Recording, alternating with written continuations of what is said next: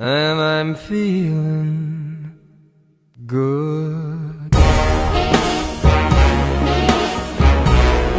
I'm feeling good.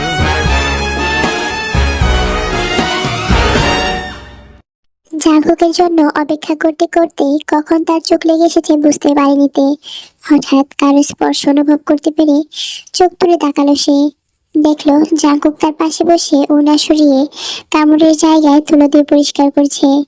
জাঙ্কুকের চোখের দিকে তাকিয়ে দেখলো চোখ ভেজা লাল হয়ে আছে। তুলা দিয়ে পরিষ্কার করে সেখানে মলম লাগিয়ে দিল জাঙ্কুক। জাঙ্কুক তুলা, মলম আর ট্যাবলেট নিয়ে এসেছে।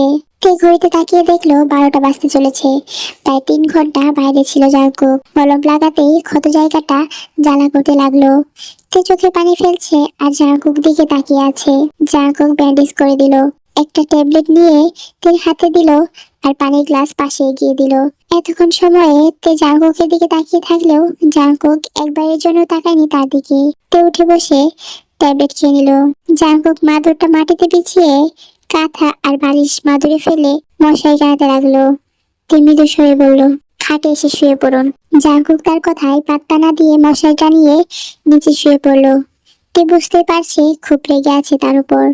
একদমই উচিত হয়নি জাঙ্কুককে উল্টাপাল্টা কথা বলার, কিন্তু এখন রাগ ভাঙাবে কিভাবে? পরক্ষণে জাঙ্কুকের করা দুষ্টুমির কথা মনে হতেই তে খাট থেকে নেমে মাদুরে জাঙ্কুকের পাশে শুয়ে পড়লো। জাঙ্কুক একটু সরে গেলে তেও চেপে গেল তার দিকে। জাঙ্কুক একবার মাদুর থেকে উঠে খাটে চলে এলো। তে মুচকে এসে কাঁথাটা ভালো করে জড়িয়ে মাদুরে শুয়ে রইল। সকালে ঘুম ভাঙতেই নিজেকে খাটে আবিষ্কার করলো তে। সে তো মাদুরে শুয়েছিল, খাটে এলো কিভাবে? জাঙ্কুক এনেছে নিশ্চয়ই। আশেপাশে তাকিয়ে জাঙ্কুককে দেখতে পেল না। মাটিতে করা বিছানাও নেই, সব গোছানো। জাঙ্কুকই করেছে নিশ্চয়ই, কিন্তু সে কোথায় গেছে? তে উঠে খাটের বিছানা গুছিয়ে নিল। বাইরে গিয়ে মামুনির সাথে রান্নার কাজে সাহায্য করলো। খরগোশ ছানাদের ঘাস খাওয়ালো। নাস্তা রেডি করে ফেলেছে। জাঙ্কুক একবারের জন্য বাসে আসেনি। মামুনি জিজ্ঞেস করলো, তে জাঙ্কুক কোথায়? সকাল থেকে দেখছি না যে। জানি না তো, আমিও সকাল থেকে দেখছি না, আমার কাছে বলে যায়নি। সকাল সকাল কোথায় বেরিয়ে গেল? মোবাইলটা নিয়ে আয় তো। তে মোবাইল নিয়ে এলে মামুনি জাঙ্কুকের নম্বরে ডায়াল করলো। জাঙ্কুকের ফোন বন্ধ। ফোন তো বন্ধ। তুই চা বাগানে যাবি না? হ্যাঁ। তাহলে যাচ্ছিস না কেন? হ্যাঁ যাচ্ছি। দেখে চা বাগানে যাওয়ার জন্য রেডি হলো। সে যাওয়ার সময় মামুনিকেও খাইয়ে ওষুধ খাইয়েছে। কাল রাতের ঘটনা ভাবতে ভাবতে তে চা বাগানে চলে এলো। চোখ যেন আশেপাশে জাঙ্কুককেই খুঁজে বেড়াচ্ছে। চা বাগান থেকে এসে শুনলো জাঙ্কুক এখনো বাসায় আসেনি, ফোনও বন্ধ। মামু টেনশন করছে আর তের মনে ভয় হানা দিচ্ছে। জাঙ্কুক কি তার উপর অভিমান করেছে? জাঙ্কুক কি তার কথায় কষ্ট পেয়ে তাকে ছেড়ে চলে গেল? সে কি ঢাকা ফিরে গেছে নাকি অন্য কোথাও? তার আবার কোনো বিপদ হয়নি তো? নানান কথা চিন্তা করতে করতে বিকেল হয়ে গেছে। সে দ্রুত পাহাড়ে বাচ্চাদের পড়ানোর জন্য বেরিয়ে গেল।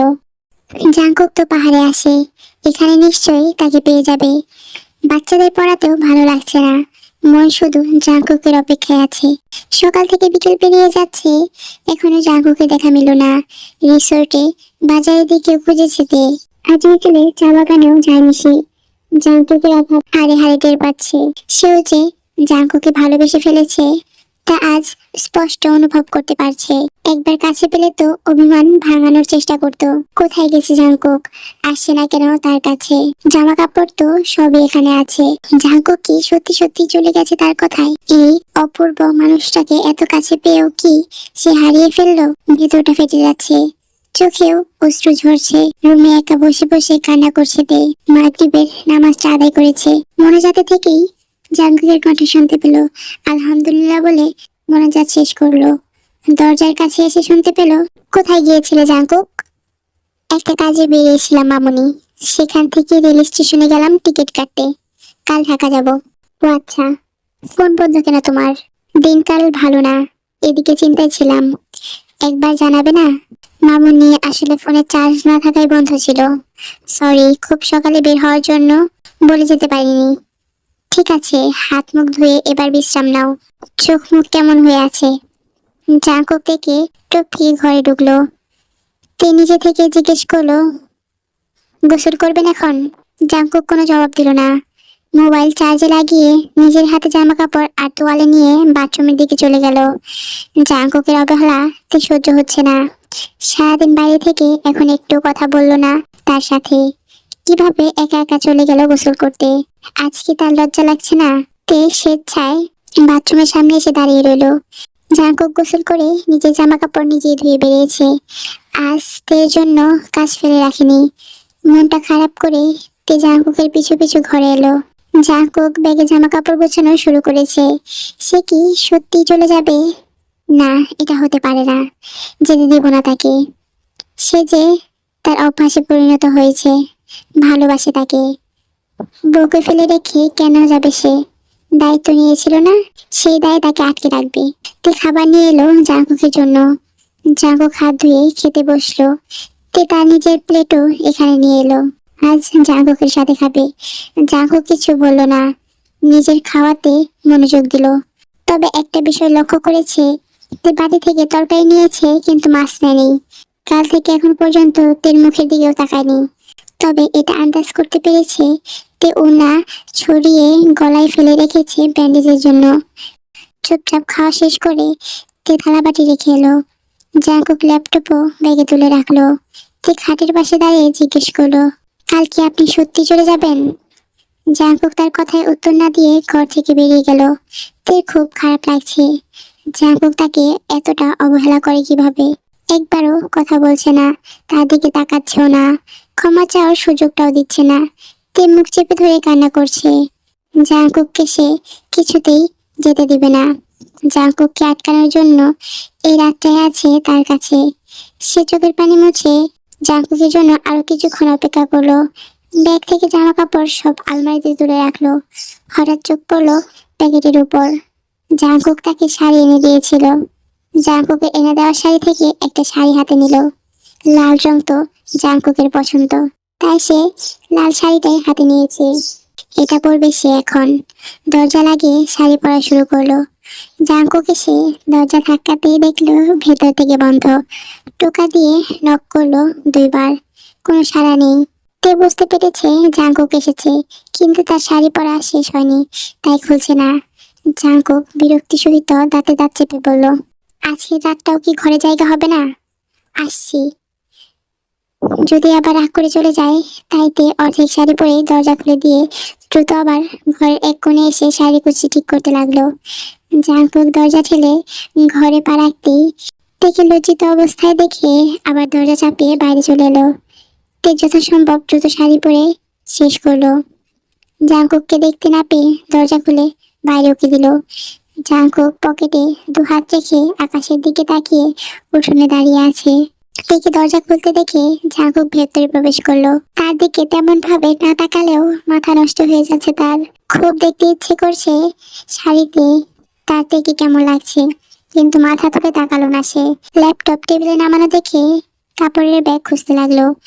আলমারি খুললে তে এসে আলমারি লাগিয়ে দিল, আর আলমারিতে পিঠ ঠেকিয়ে জাঙ্কুকের সামনে এসে দাঁড়ালো। জাঙ্কুক পাশ কাটিয়ে চলে আসতে নিলেই তে তার শার্টের গলা টেনে ধরে বলল, এমন করছেন কেন আপনি? আমাকে দেখছেন না কেন? কথা বলছেন না আমার সাথে? সরি ওসব বলার জন্য। জাঙ্কুক হাত ছুটাতে ছুটাতে অন্যদিকে তাকিয়ে বলল, শাড়ি পরে যাতে আমার সামনে কেউ না আসে। জাঙ্কুক তাকে ছাড়িয়ে জগ থেকে ঢেলে পানি খাচ্ছে। তে তার সামনে এসে দাঁড়িয়ে বলল, 100 বার আসবো। জাঙ্কুক খাটে উঠে একপাশে শুয়ে পড়লো। তেও উঠে জাঙ্কুকের পিঠে মাথা ঠেকিয়ে জড়িয়ে ধরে শুয়ে পড়লো। জাঙ্কুক তার হাত ছড়াতে চাইলে আরো শক্ত করে শার্ট আঁকড়ে ধরলো। অপরাধী কণ্ঠে বিড়বিড় করে বলল, সরি বলেছি তো, প্লিজ ক্ষমা করে দিন। তের হাত বাড়িয়ে জাঙ্কুকের শার্টের প্রথম 2টা বোতাম খুলে উন্মুক্ত বুকে হাত রাখলো। জাঙ্কুক বুঝতে পারছে না হঠাৎ কি হয়ে গেল তার। তের গম্ভীর সুরে বলল, কেউ যেন আমাকে টাচ না করে। 1000 বার টাচ করবো। আপনার কি? টাচ করলে কি করবেন আপনি? মেরে ফেলবো একেবারে। ফেলুন, মেরে ফেললে মরে যাব। জাঙ্কুক আর রাগ নিয়ে থাকতে পারলো না। মুখে হাসি ফুটিয়ে হঠাৎ করে পেছনে ঘুরে তের উপর আছোয়া অবস্থায় থেকে বলল, মেরে ফেলবো? তে জাঙ্কুকের মুখে হাসি দেখে সে মুচকি হেসে চোখ বন্ধ করে বলল, মেরে ফেলুন, রক্ষা পাবে না কিন্তু, বাধা দিব না। জাঙ্কুক শাড়ির আঁচল সরিয়ে কামড়ের জায়গায় দেখে বলল, এখনো খুব ব্যথা পাও? অতঃপর সে চাইতে বাধ্য করেছে জাঙ্কুককে ভালোবাসা আজ পূর্ণভাবে পাওয়ার জন্য। এছাড়া আর কোনো উপায় দেখিনি তার মানুষটাকে আটকে রাখার। আজকের সকালটা খুব সুন্দর। ঘুম ভাঙতে দেরি হয়েছে। তিনি নিজেকে আবিষ্কার করেছে তার প্রিয় জাঙ্কুকের উন্মুক্ত বুকে। আষ্টে পিষ্টে আগলে রেখেছে জাঙ্কুকটাকে। আঙ্গুল নেড়ে জাঙ্কুকের বুকে খেলা করছে মিসেস তেজধুরী। ঘুম ভেঙে গেছে তে? জাঙ্কুকের ঘুম ঘুম কণ্ঠ শুনতেই তার কাছে খুব মধুর লাগছে। তে তো জানতো জাঙ্কুক এখনো ঘুমাচ্ছে। সে তো আর তার মুখের দিকে তাকায়নি। লজ্জা পেয়ে তে জাঙ্কুকের বুকের মাঝে মুখ লুকালো। মাতাল সুরে জবাব দিল, আপনি কি আজ সত্যি চলে যাবেন? জাঙ্কুক নিঃশব্দে হেসে বলল, সেজন্যই কাল রাতে কাছে এসেছিল তুমি? তে কোনো জবাব দিল না। চুপচাপ তার বুকে মুখ লুকিয়ে রেখেছে। জাঙ্কুক আবার বলতে লাগলো, তুমি তো বলেছো চলে যেতে, শুধু শুধু আর থাকবো কেন? ট্রেনের টিকিট কেটে ফেলেছি। ভালোবাসো না তো আমায়, অযথা থেকে লাভ কি? এখনো প্রমাণ দিতে হবে ভালোবাসার? যাবেন না আপনি, আমাকে ছেড়ে চলে যেতে পারবেন না আপনি। বিয়ে করে দায়িত্ব নিয়েছেন না, এক মুহূর্তের জন্য ছেড়ে যেতে পারবেন না। জাঙ্কুক মৃদু হেসে টেকে টেনে বালিশে তুলল। তে চোখে পানি মুছে দিয়ে চোখের কোণায় চুমু দিয়ে বলল, তাও ভালোবাসিস, স্বীকার করবি না? তে জাঙ্কুকের কপালে ঠোঁটের ছোঁয়া দিয়ে বলল, স্বীকার করেই তো কাছে এসেছি। উড়ে আমার দুশ্চুরে। দেখি ছাড়ুন, বেলা হয়ে গেছে অনেক। মামুনির সাথে রান্নার কাজে হেল্প করতে হবে। আমার মা কিন্তু বাবাকে তুমি করে ডাকে। চেষ্টা করবো আমিও। রান্না কি তুমি করবে? কি খাবেন বলুন? আমার বিরিয়ানি খুব পছন্দের। ওকে, আমি রান্না করে খাওয়াবো। আচ্ছা যাও, আপনি না উঠলে যাবো কিভাবে? আর একটু থাকো। মেয়েকে শাড়ি পরে ঘর থেকে বের হতে দেখে সবিনের চোখ জলজল করছে। খুব সুখী মনে হচ্ছে তার মেয়েকে। মেয়েকে তাহলে জাঙ্কুককে মেনে নিতে পেরেছে। মেয়ের সুখ দেখার প্রত্যাশাই তো করেছিল সে। এখন নিশ্চিন্তে বাকি জীবন পার করে দিতে পারবে। যেভাবেই হোক তার মেয়ের জন্য জাঙ্কুকের মতো ছেলেকে পাঠিয়ে দিয়েছে উপরওয়ালা। মামুনিকে এভাবে তাকিয়ে থাকতে দেখে তে লজ্জা পেয়েছে। তবুও স্বাভাবিকভাবে জিজ্ঞেস করলো, এভাবে তাকিয়ে আছো কেন আমার দিকে? দেখোনি নাকি কখনো? দেখেছি তো, আজ আবার নতুন করে দেখছি রূপবতীকে। জাঙ্কুক এনে দিয়েছে শাড়ি? তে মুচকি হেসে মাথা নেড়ে হ্যাঁ জবাব দিল। জাঙ্কুকের আজ সকালের নাস্তা তের হাতের বিরিয়ানি। তার সাথে বসে নাস্তা করেছে। সবকিছু গুছিয়ে চা বাগানে যাওয়ার জন্য প্রস্তুতি নিচ্ছে। জাঙ্কুক তাকে প্রস্তুত হতে দেখে হাত ধরে বাধা দিল, বাচ্চাদের পড়াও সমস্যা নেই, চা বাগানের কাজ করতে যেও না। আমি দায়িত্ব নিয়েছি তো, ভরসা রাখো আমার উপর। আজ যাই, হিসেব নিকেশ মিটিয়ে কাল থেকে আর যাবো না। ওকে যাও। আপনি কি চলে যাবেন? জাঙ্কুক ফোনের দিকে তাকিয়ে ঠোঁটের কোণায় হাসি ফুটিয়ে বলল, তুমি কি চাও? আশ্চর্য, সে কি জানে না কি চায়। তে এমন উত্তর আশা করেনি। ভেবেছিল জাঙ্কুক সরাসরি না জবাব দেবে। জাঙ্কুক ফোন থেকে দৃষ্টি সরিয়ে তার দিকে তাকিয়ে দেখলো মুখ মলিন করে তে জাঙ্কুকের দিকে তাকিয়ে আছে। ফোন পকেটে রেখে জাঙ্কুক তেকে কাছে টেনে দাঁড় করিয়ে দু হাত তের কাঁধে রেখে বলল, এমন গাল ফুলিয়ে আছো কেন? কেমন যেন দেখাচ্ছে তোমাকে, একেবারে বারবি ডল। তে হাত সরিয়ে নিয়ে চলে যেতে নিলে জাঙ্কুক তাকে জড়িয়ে ধরে বলল, টাকা দিয়ে টিকিট কাটলাম, টাকাগুলো জলে ভেসে যাবে না? যার জলে বাবা মাকে তোমার কথা জানাতে হবে না? ফোনে জানিয়ে দিন। এভাবে বললে তো ওনারা কষ্ট পাবে। আপনার বাবা না এসেছিল, তখন বললেন না কেন? আমার বাবা তোমার কি হয়? তে সামনাসামনি লজ্জা পেল। এটা বলা উচিত হয়নি। জাঙ্কুক কি কষ্ট পেয়েছে? কয়েক সেকেন্ড নিজের সাথেই কথা বলেতে নিচু সুরে আবার বলল, বাবা না এসেছিল, তখন বললেন না কেন? চেষ্টা করেছিলাম, সাহস পাইনি। যদি ওনারা মেনে না নেয়, যদি তা না হয় পরে ভাবি, আগে যাই বাসায়। না, যাবেন না। তুমি চা বাগান যাবে না? আগে বলুন আপনি যাবেন না। জাঙ্কুকের কপালে ঠোঁট ছুঁয়ে বলল, আচ্ছা যাবো না, যাও। আর আজই হিসাব নিকেশ মিটিয়ে কাজ ছেড়ে দিবে। আচ্ছা। সে চা বাগানে চলে গেল। জাঙ্কুক বাসায় বসে তার কাজ কমপ্লিট করেছে। খুব শীঘ্রই রিসোর্টের কাজ শুরু করবে। তার প্ল্যানিং আপাতত কমপ্লিট। সারাদিন ঘরে বসে কাজ করে বিকেলে তের সাথে পাহাড়ে এসেছে বাচ্চাদের পড়াতে। সাথে খরগোশ ছানাদেরও এনেছে। বাচ্চাদের ছুটি হলে তে সহ কিছুক্ষণ খেলা করেছে। বাচ্চারা চলে গেলে তে জাঙ্কুকের পাশে এসে কাঁধে মাথা রেখে বসেছে। খরগোশ ছানা পাশে দৌড়াদৌড়ি করছে। জাঙ্কুক বলল, এখানে বসলে যে আজ সূর্যাস্ত দেখবো। চা বাগানে যাবে না? কাজ শেষ, আর যাবো না। তে আজকে আবার লোকগুলো আমাদের ধরে নিয়ে আরেকবার বিয়ে দিলে ভালো হবে না? তে কাঁধ থেকে মাথা উঠিয়ে বড় বড় চোখ করে তাকালো জাঙ্কুকের দিকে। এভাবে তাকাতে দেখে জাঙ্কুক হেসে আবার বলল, আরেকবার বিয়ে হবে, আরেকবার নতুন বউ পাবো, আরেকবার বাসর হবে। আহ, ভাবতে পারছো এবার সবকিছু কতটা আনন্দের সাথে এনজয় করতে পারবো? তে জাঙ্কুককে ধাক্কা দিয়ে উঠে দাঁড়িয়ে বলল, খুব খারাপ লোক আপনি। আপনি একটা কি ইঁদুর? জাঙ্কুক হু হু করে হেসে বসা থেকে দাঁড়িয়ে বলল, তাহলে তুমি ইঁদুরের বউ, আই মিন মিসেস রেড। তে খরগোশ ছানাদের ধরতে যাচ্ছিল, জাঙ্কুক তাকে টেনে দাঁড় করিয়ে পেছন থেকে জড়িয়ে ধরে কাঁধে থুতনি রেখে বলল, কোথায় যাচ্ছ এখনই? সূর্যাস্ত দেখবে না? খুব ভালো ফটোগ্রাফার আপনি। সেদিনের ছবিটা অনেক সুন্দর ছিল, কিন্তু আমি ফটোগ্রাফার তো না। প্রকৃতির সৌন্দর্য ক্যামেরা বন্দি করা আমার শুধুমাত্র শখ। এটা কি হলো? কি? আমার দিকে না, আকাশে তাকান। জাঙ্কুক আকাশে তাকিয়ে দেখলো সূর্যাস্তের আগেই কালো মেঘের ছায়ায় সূর্য ঢেকে গেছে। সূর্যাস্ত আর দেখা হবে না। বাসায় যাবেন না? আর কত বলবে আপনি আপনি? একটু তো চেষ্টা করছো না। ঠিক কিছু না বলে খরগোশ ছানা কোলে নিতে গেল। জাঙ্কুকও একটা ছানা কোলে তুলে নিয়ে বলল, এক কাপ চায়ের চুমুক দেওয়ার সময় হবে? খরগোশ ছানা নিয়ে সম্ভব না, অন্যদিন ভাবলে কি সমস্যা হবে? তোমার ইচ্ছে, চলো। দুজনেই খরগোশ ছানা করে নিয়ে কথা বলতে বলতে রাস্তা দিয়ে হাঁটছে। হঠাৎ জাঙ্কুক বলল, তে মনে করো তুমি যেমন আছো তেমনই, আমি যেমন আছি তেমনই। এটা আবার কেমন কথা? আরে আগে শোনো, মনে করো তুমি যেমন আছো তেমনই, আমি যেমন আছি তেমনই, আর খরগোশ ছানা দুটো বেবি, মানে মানুষের বাচ্চা। এই মুহূর্তে আমাদের মনে হচ্ছে একটা পরিবার রাস্তায় হাঁটছে। আমি বাবা, তুমি মা, আর দুজনের কাছে দুইটা একই রকম বেবি। দ্যাটস মিন আমাদের টুইন বেবি। তো তাড়াতাড়ি তার হাতে ছানাটা জাঙ্কুকের হাতে ধরিয়ে দিল। আরে কি হলো? আপনি বাবা, সাথে দুইটা টুইন খরগোশ বেবি, আমি নাই। তে হাসতে হাসতে রাস্তার বিপরীত পাশে চলে গেল।